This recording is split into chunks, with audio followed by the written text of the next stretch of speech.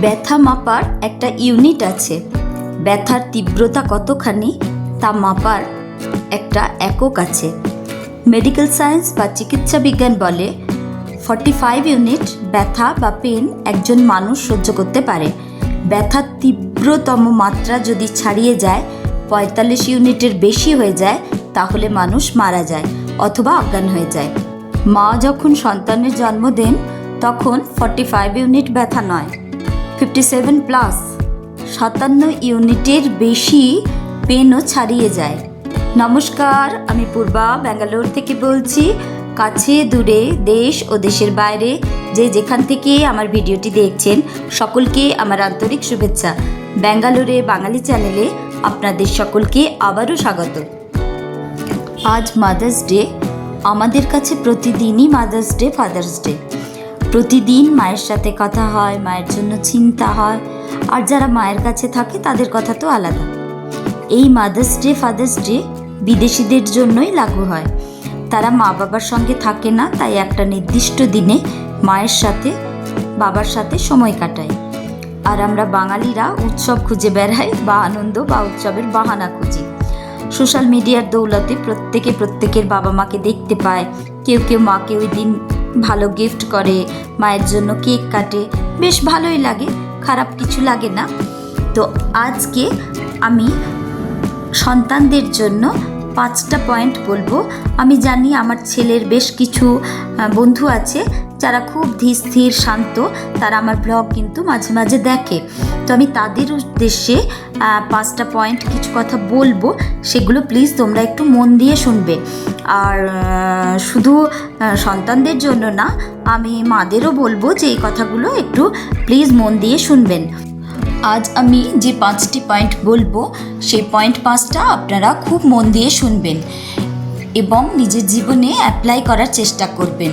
দেখুন, কোনো জিনিস শুরু করার পারফেক্ট সময় হয় না বা পারফেক্ট বয়স হয় না। আপনি যখন শুরু করবেন, যে বয়সে শুরু করবেন, তখনই পারফেক্ট সময়। 1 নম্বর পয়েন্ট হচ্ছে, ওখানে কখনোই যাবে না যেখানে তোমার সম্মান নেই।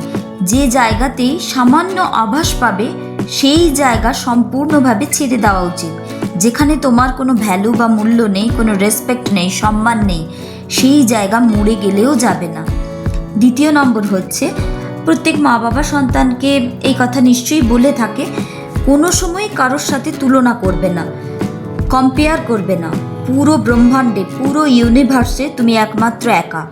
এই জন্য তুমি কারোর সাথে তুলনা করবে না, কারণ প্রত্যেকের পারিপার্শ্বিক অবস্থা ভিন্ন, প্রত্যেকের পরিস্থিতি আলাদা এবং জন্মগত সংস্কারও আলাদা। এমনকি যমজ সন্তানেরও সংস্কার সম্পূর্ণ আলাদা। তাই কোনোভাবেই কারোর সঙ্গে কম্পেয়ার করে দুঃখ পাবে না। 3 নম্বর হচ্ছে, সব সময় জীবনে বড় কিছু ভাববে। জীবনে প্রচুর ফেলিওর আসবে, কিন্তু তুমি স্থির থাকবে বড় কিছুর জন্য। তুমি চাঁদে যাওয়ার চেষ্টা করবে। তুমি চাঁদে যেতে না পারো, হয়তো চাইছো, তুমি যেতে পারবে না, তুমি চেষ্টা করো। চাঁদে যেতে পারবে না, আকাশের কাছাকাছি তো পৌঁছতে পারবে। 4 নম্বর হচ্ছে, নিজেকে চেঞ্জ করবে না। নিজেকে শো অফ করার জন্য কখনো পরিবর্তিত হবে না, বা কাউকে ইমপ্রেস করার জন্যও কখনো পরিবর্তিত হবে না। তুমি যেমন তেমনই থাকবে, তুমি যেমন তেমনই তুমি বেস্ট। আর 5 নম্বর হচ্ছে, নিজের উপরে বিশ্বাস রাখবে। এটা হচ্ছে সব থেকে বড় ওষুধ। এই ওষুধটা সব সময় তোমাকে কনফিডেন্টে রাখবে। এগুলো প্রায় সবাই জানে, কিন্তু জীবনে গ্রহণ করা বা অ্যাপ্লাই করাটাই হচ্ছে আসল।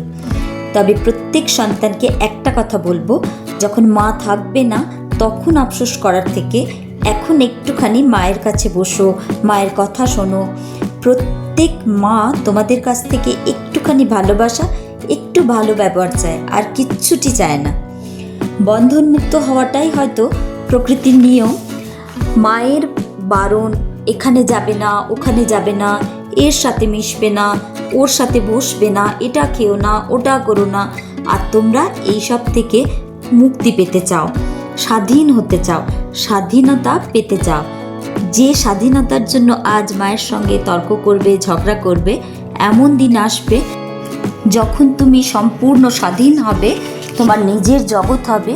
তখন মায়ের সেই বারণের মধ্যে, নিষেধের মধ্যে যে স্নেহ, যে ভালোবাসা ছিল, সেগুলোই খুঁজে বেড়াবে। আর তখন দেখবে সব ফাঁকা, সব চুপচাপ। হয়তো তুমি অনেকের কাছে অনেক ভালোবাসা পাবে, তবে সবার ভালোবাসার থেকে মায়ের ভালোবাসাটা 9 মাস বেশি, এটা মনে রেখো। আর এটা মনে রেখো, 9 মাস পর তোমাকে জন্ম দিতে মাকে 57 ইউনিটের থেকে 60 ইউনিট পর্যন্ত পেইন সহ্য করতে হয়েছে। যখন কোনো অ্যাক্সিডেন্টে 20টা হাড় একসঙ্গে ভেঙে যায়, তার যে যন্ত্রণা, তার থেকে বেশি যন্ত্রণা হয়েছে তোমাকে পৃথিবীতে আলো দেখাতে। তোমরা লক্ষ্য করে দেখবে, এমন কোনো মন্দির পাবে না যেখানে কোনো মা তার সন্তানের জন্য ঢিল বাঁধেনি, প্রার্থনা করেনি, মানত করেনি, মানসিক করেনি। এমন কোনো মাজার পাবে না যেখানে মা সন্তানের জন্য চাদর চড়ায়নি। এমন কোনো গুরুদ্বারা পাবে না যেখানে মা সন্তানের জন্য ভান্ডারা লাগায়নি, মানে মৎসব দেয়নি। তুমি এমন কোনো জায়গা পাবে না যেখানে মা সন্তানের জন্য প্রার্থনা করেনি। তো মায়ের না কোনো জাত হয় না, হিন্দু, মুসলিম, খ্রিস্টান, জৈন, শিখ, কিচ্ছু না। মায়ের জাত শুধু মাই হয়। যারা বিভূতিভূষণের অপরাজিত গল্পটি পড়নি, তারা একবার পড়বে, দেখবে এখানে যে প্রধান চরিত্র অপূর্ব, গল্পের যে নায়ক, তার মা সর্বজয়া যখন মারা যাবে, তখন অপূর্বের ক্ষণিকের জন্য বন্ধন মুক্ত হওয়ার, মায়ের থেকে মুক্ত হওয়ার বা নিজে স্বাধীন হওয়ার যে আনন্দ, মায়ের মৃত্যুতেও কিন্তু ক্ষণিকের জন্য তার মনের মধ্যে আসবে। এবং তারপরেই তার মাকে হারানোর যে কষ্ট, যে একা হয়ে যাওয়া, সেই কষ্ট যে কতখানি কষ্ট, এই গল্পে এই সময়ের মানে ওই সময়ের যে অনুভূতি, সেটা খুব সুন্দরভাবে বর্ণনা করা আছে। আর মা সর্বজয়াও যে ছেলের জন্য কতখানি ত্যাগ করেছেন, সেটাও খুব সুন্দরভাবে বর্ণনা করা আছে। তো প্লিজ তোমরা একবার পড়বে। আমার এই ভিডিওটি আপনাদের যদি ভালো লেগে থাকে, প্লিজ লাইক করতে ভুলবেন না। আর অবশ্যই চ্যানেলটি সাবস্ক্রাইব করে নেবেন পরের ভিডিওগুলি দেখার জন্য। আর আপনি যদি ফেসবুক থেকে দেখে থাকেন, তো প্লিজ চ্যানেলটি ফলো করবেন। আর আপনি যদি কাজটি অলরেডি করে থেকে থাকেন, আপনাকে অসংখ্য ধন্যবাদ। আজ এই পর্যন্তই। ভালো থাকবেন, সুস্থ থাকবেন, সাবধানে থাকবেন। আর পৃথিবীর সমস্ত মা সুস্থ থাকুন, ভালো থাকুন। দেখা হবে খুব তাড়াতাড়ি পরের একটি সুন্দর ব্লগে।